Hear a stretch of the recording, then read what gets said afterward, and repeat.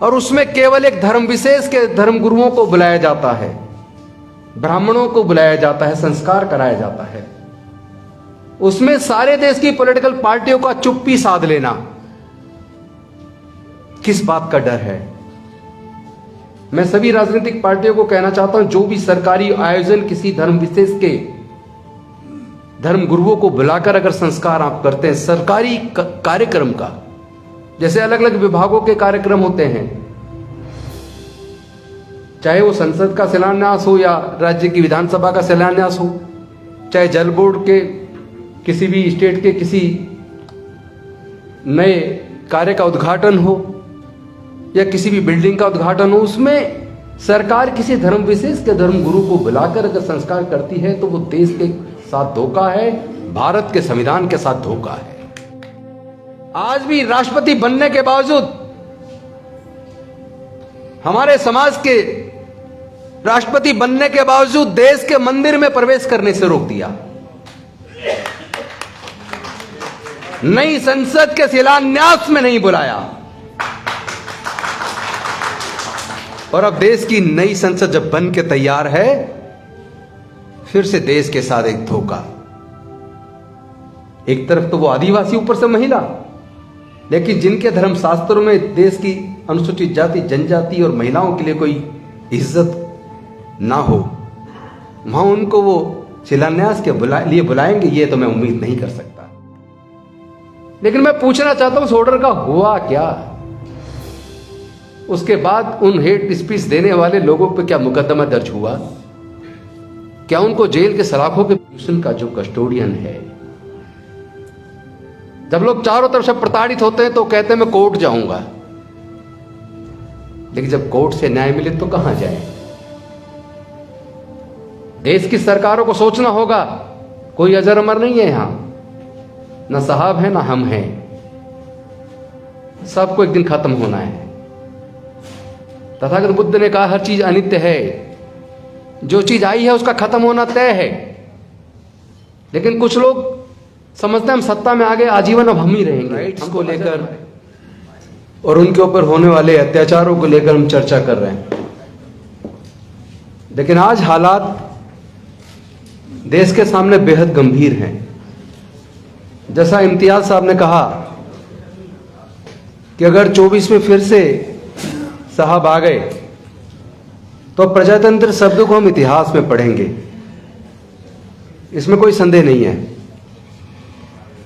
और विल्सन साहब ने तो भारत की संविधान की प्रस्तावना को बताकर अपनी शुरुआत की थी भाषण की। भारत एक संप्रभुता संपन्न, समाजवादी, धर्मनिरपेक्ष, प्रजातांत्रिक गणराज्य है। लेकिन मुझे लगता है ये किताबों में है, ये संविधान में है, ये भारत के संविधान की मूल भावना है। This is basic structure of Indian constitution which can not be amended under article 368, but in spite of the whatever is happening in India we have to see it. जो देश में हो रहा है हमें देखना होगा। जब नए संसद भवन का शिलान्यास हुआ था, मैं उस घटना की तरफ आपको ले जाना चाहता हूं। भारत का कोई अपना एक धर्म नहीं है, भारत की सरकार का कोई अपना धर्म नहीं है। चाहे कोई राष्ट्रपति की कुर्सी पे हो, चाहे प्रधानमंत्री की हो, उसका व्यक्तिगत तौर पे अपना धर्म हो सकता है, नहीं होगा, है। वो अपने घर के कोई आयोजन करे, कोई कार्यक्रम करे, वो अपने धर्म के धर्मगुरु को बुला के संस्कार करे, हमें कोई एतराज नहीं है। लेकिन देश की संसद किसी व्यक्ति की नहीं है, किसी पॉलिटिकल पार्टी की नहीं है। उस संसद का जब शिलान्यास होता है और उसमें केवल एक धर्म विशेष के धर्मगुरुओं को बुलाया जाता है, ब्राह्मणों को बुलाया जाता है, संस्कार कराया जाता है, उसमें सारे देश की पॉलिटिकल पार्टियों का चुप्पी साध लेना किस बात का डर है? मैं सभी राजनीतिक पार्टियों को कहना चाहता हूं, जो भी सरकारी आयोजन किसी धर्म विशेष के धर्म गुरुओं को बुलाकर अगर संस्कार आप करते हैं, सरकारी कार्यक्रम का, जैसे अलग अलग विभागों के कार्यक्रम होते हैं,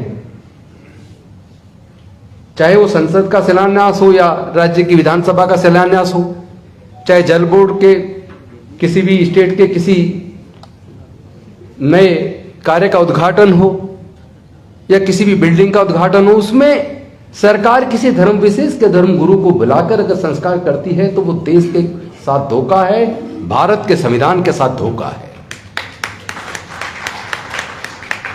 उसमें सभी राजनीतिक पार्टियों को उस वक्त चुप्पी साध लेना, ये क्या दर्शाता, किस बात का डर है हमें? जब आप वोट लेते हो तब डर नहीं है,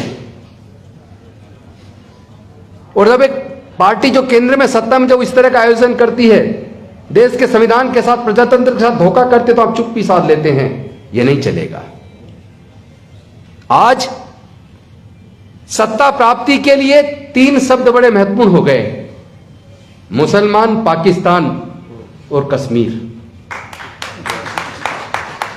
इसमें एक शब्द और जुड़ गया है, राम का। अब वो सत्ता प्राप्त करने के लिए केवल कश्मीर, पाकिस्तान और मुसलमान का नाम नहीं लेते, बल्कि सत्ता प्राप्त करने के लिए राम को एक हथियार के तौर पर ही इस्तेमाल नहीं कर रहे हैं। राम शब्द एक आतंक का पर्याय बना दिया उन्होंने। अभी की घटना आज ही एक वीडियो में देख रहा था, तेलंगाना की। वहां एक मुस्लिम को बेरहमी से पीटा जा रहा है। उसकी प्रेग्नेंट वाइफ और उनके घर वाले उसको बचाने का प्रयास कर रहे हैं, और पीटने वाले बीच बीच में जय श्री राम का नारा लगा रहे हैं। आपने तो राम को भी आतंक का पर्याय बना दिया, तो आप तो राम की भी ना हुए। आपसे ज्यादा बड़ा गद्दार इस देश में कोई हो नहीं सकता। हम जिंदे रहे ना रहे यह महत्वपूर्ण नहीं है। भारत का संविधान बचेगा या नहीं बचेगा, भारत का प्रजातंत्र बचेगा या नहीं बचेगा, यह महत्वपूर्ण है। डर से काम चलने वाला नहीं है, डर को छोड़ना होगा। किस किस को जेल में डालोगे? और एक बात मैं आज क्लियर कर दूं, जैसा इम्तियाज साहब कह रहे थे कि मुसलमान को याद किए बिना तो उनको खाना नहीं पचता। मुसलमान केवल इस्तेमाल किया जा रहा है शब्द, असली खतरा इन्हें मुसलमान से नहीं है। क्योंकि जो सामाजिक व्यवस्था जाति और वर्ण पर आधारित है, उसको खतरा मुसलमान से, ईसाई से नहीं है, उसको खतरा अम्बेडकरवाद से है। इसलिए पूरे देश के अंदर ये डॉक्टर बाबा साहेब अम्बेडकर, जो भारत के संविधान के निर्माता थे, मॉडर्न इंडिया के आर्किटेक्ट थे, उनकी मूर्तियों को तोड़कर ये हमें बार बार चिढ़ाते हैं, अपमान करते हैं। आप बाबा साहेब की मूर्ति को तोड़ सकते हो, हमें मार सकते हो, जेल में डाल सकते हो, लेकिन डॉक्टर बाबा साहेब अम्बेडकर की समता, स्वतंत्रता, बंधुता और न्याय की विचारधारा को आप रोक नहीं सकते। कितने युवक जेल के अंदर पड़े हुए हैं कि उन्होंने भड़काऊ भाषण दिया।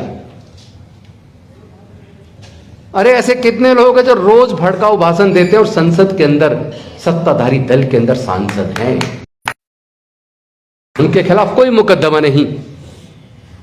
इम्तियाज साहब सही कह रहे थे, अल्टीमेटली सुप्रीम कोर्ट को ऑर्डर करना पड़ा।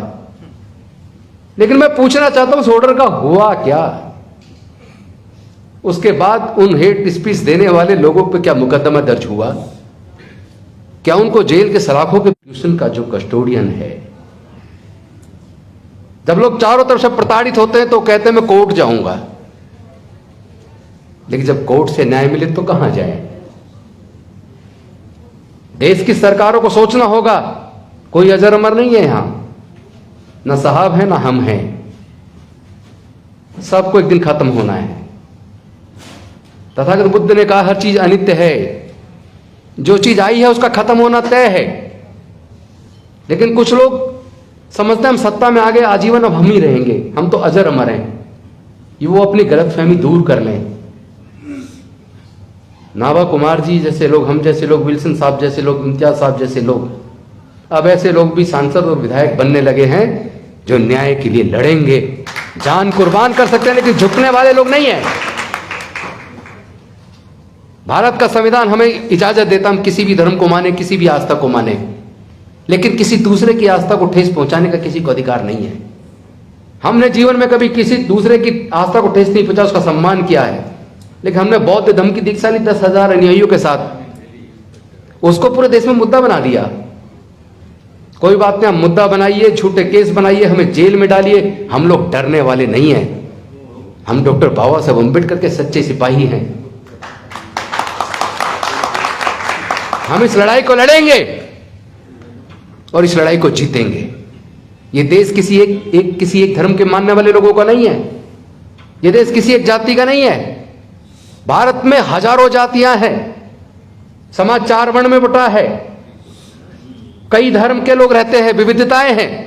हर 50 किलोमीटर पर यहां भाषा और संस्कृति बदल जाती है। आजादी से पहले तो 562 रियासतों में भारत बटा था। थैंक्स टू डॉक्टर बाबा साहब अम्बेडकर कि उन्होंने एक ऐसा संविधान दिया जिसने भारत को एक राष्ट्र के रूप में यूनाइट किया। इतने विविधताओं के बावजूद भारत को बांध के रखा, लेकिन आज केंद्र में बैठी हुई सत्ताधारी पार्टी देश को तोड़ने की साजिश कर रही है। कौन लोग हैं जो देश में नफरत फैला रहे हैं? कौन रोकेगा नफरत फैलाने वाले लोगों को? जब सत्ताधारी पार्टी खुद नफरत फैलाए और सरकारी संस्थान मूक दर्शक बने रहें, अल्टीमेटली हम जैसे लोगों को फिर रोड पे आके लड़ना होगा। हम लड़ेंगे, मरना तो एक दिन तय है। जैसे आपने कहा था कि अगर ये इमारत गिर जाए तो हम सब मर सकते हैं। इमारत गिरा न गिरे, मरना तो तय है, आज नहीं तो कल। लेकिन इस तरह हमें गुलामी का जीवन स्वीकार नहीं है। साजिश तो यह है,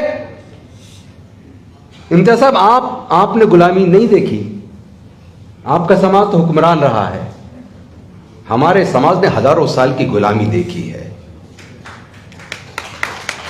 हमें तो इंसानियत के दर्जे से भी वंचित रखा है।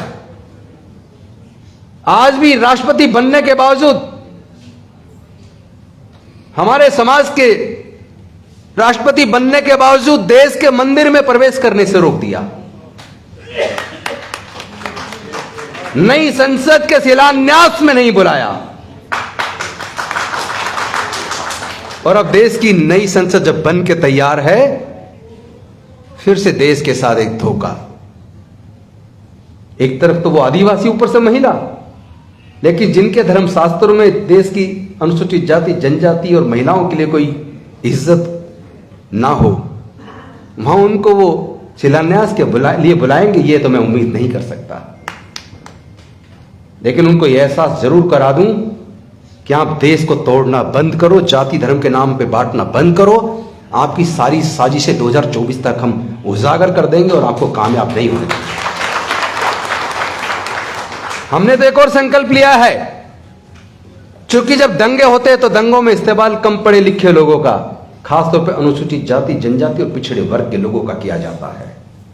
जितने धार्मिक जुलूस निकलते हैं, उन जुलूसों में जो लोग तलवारें लहराते हैं, उसमें भी इस्तेमाल अनुसूचित जाति, जनजाति, पिछड़े वर्ग के लोगों का होता है। तो हमने संकल्प किया, अपने लोगों को इस अंधविश्वास और पाखंडवाद से बाहर निकालेंगे। अपने लोगों को अब हम इस्तेमाल होने से रोकेंगे।